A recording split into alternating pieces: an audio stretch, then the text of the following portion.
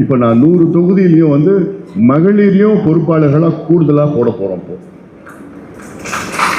ஏன்னா நம்ம பெண்கள் வாக்குகள் வந்து ஆண்களோட அதிகமான வாக்குகள், ஆனாலும் நம்ம அந்த அளவுக்கு நம்ம ஒரு ஃபுல்லாக ஃபோக்கஸ் பண்ண முடியல, கான்சன்ட்ரேட் பண்ண முடியல. அதனால் அதையும் நம்ம கூடுதலாக கொஞ்சம் போட்டு பண்ணிகிட்டு இருக்க போகிறோம். அவங்களுக்கு யார் வந்தாலும் அவங்களுக்கு பாதுகாப்பு கொடுக்கணும், எல்லாமே கரெக்டாக முறையில் மரியாதை கொடுக்கணும்.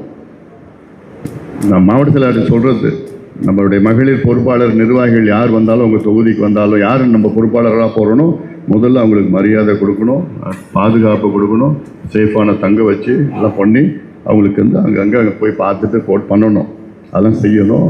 நம்ம அருள் பசுமை தாயகம் அருள் சொன்னது போன்று நம்மளுடைய பசுமை தாயகம் தலைவர் அவர்கள் ஒவ்வொரு சட்டமன்ற தொகுதிக்கு ஒரு கூட்டம் ஒரு 2000 பெண்கள் அன்புமணி தங்கைகளை 2000 பேர் நீங்கள் கூட்டி வச்சு அங்கே ஒரு மண்டபத்தில் கூட்டி வைங்க.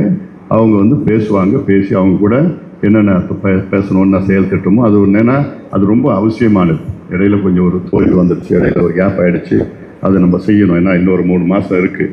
அதெல்லாம் போட்டு அது இல்லாமல் காலையில் அந்த மகளிர்லாம் அந்த இளம் பெண்கள் அதாவது அன்புமணி தங்கைகள்லாம் வந்த உடனே அவங்களுக்கு சும்மா கொஞ்சம் விளையாட்டு போட்டி இந்த போட்டி அந்த போட்டியெல்லாம் போட்டுட்டு அதுக்கப்புறம் அப்படியே கொஞ்சம் என்கேஜ் பண்ணுற மாதிரிலாம் அதெல்லாம் திட்டமிட்டு இருக்கிறோம்.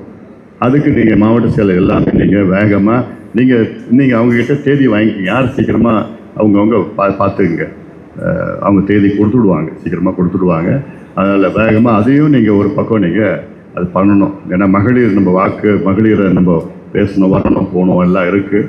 அதனால் இந்த கொஞ்சம் இடையில கேப் ஆனதால் இப்போ அதையும் நீங்கள் எல்லோரும் வேகமாக நீங்கள் செய்ய வேண்டும். நம்பிக்கையோடு இருங்கள், வேகமாக பணியாற்றுங்கள்.